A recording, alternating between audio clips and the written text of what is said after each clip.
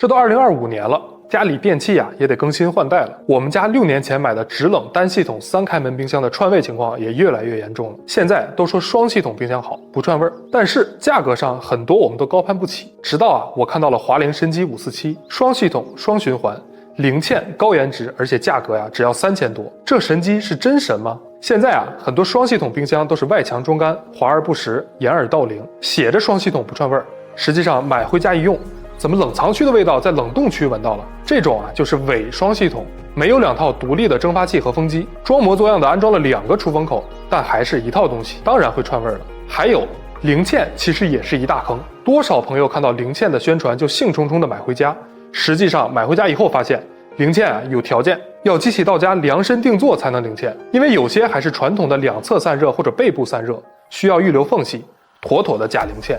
所以呢，本期我搞来了这台华凌神机547，直接拆机加实测，看看是不是真神机。本期视频制作不易别忘了一键3连。拆机之前呢，给大家简单介绍一下冰箱制冷的原理。别走，以下的原理绝对是你听过最好理解的。冰箱制冷就是用热泵系统把冰箱内部的热量传输到外部，大白话就是把环雾烷、异丁烷或者4氟乙烷制冷剂通过一系列的折磨、压缩、运输，变气态又变液态，循环往复的把内部的热量散发到冰箱外面。其中折磨的主要组成部分就是压缩机到冷凝器，到毛细管膨胀阀，再到蒸发器，最后再回到压缩机。这样也就是传统的单系统单循环冰箱。那有的朋友就要问了，真正的双系统是多了什么呢？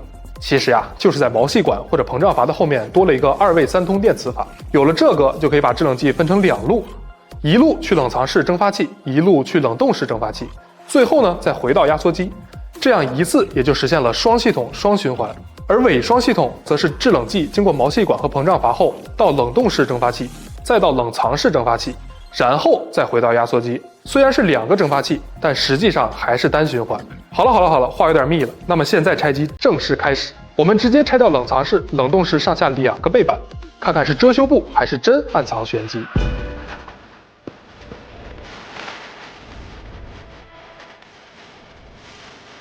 拆下后能明显看到上下各有一个蒸发器，这就是冰箱吸收内部热量、降低空间温度的关键部件。但2个蒸发器就能证明是双系统吗？这里还不能肯定。冰箱背板上显示华凌547选用的是 R600A 环雾烷制冷剂，这是现在冰箱市场上普遍选择的环保型制冷剂，对环境的影响是比较小的。视线下移就看到了冰箱的心脏压缩机，和美的冰箱一贯使用的一样，都是美芝。美芝是压缩机品牌中的领军代表。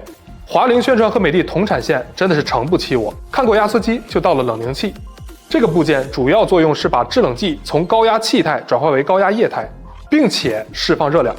不过本次拆机这些都不是重点，让我们直接看看这台冰箱有没有2位3通电磁阀，这可是证明华凌547是不是双系统的决定性部件。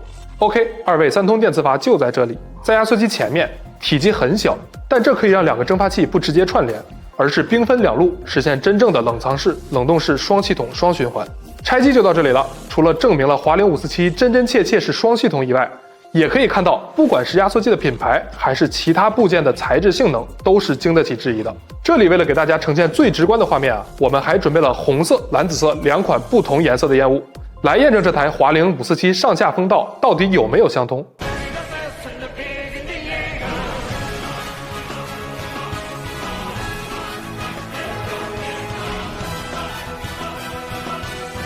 可以看到，冷藏室、冷冻室上下2种颜色的烟雾完全没有混在一起。最后烟雾散去，也可以看到红色和蓝紫色依然色彩分明。可见这台确实是双系统双循环，大家可以放心选购，买回家不可能有串味的可能。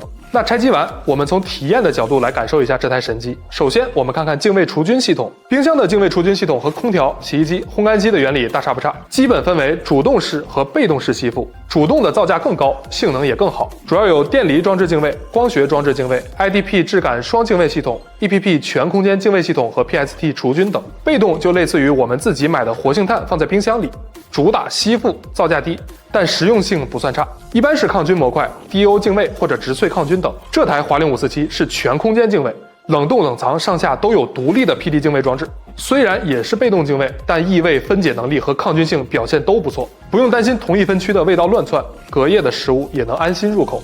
其次呢，547还有精细的温度和湿度控制区，可以手动来调节所需的温度或者湿度，让食材精准保鲜。这里我们实测一下这台冰箱的保鲜能力。那保鲜能力主要是通过湿水率来表现。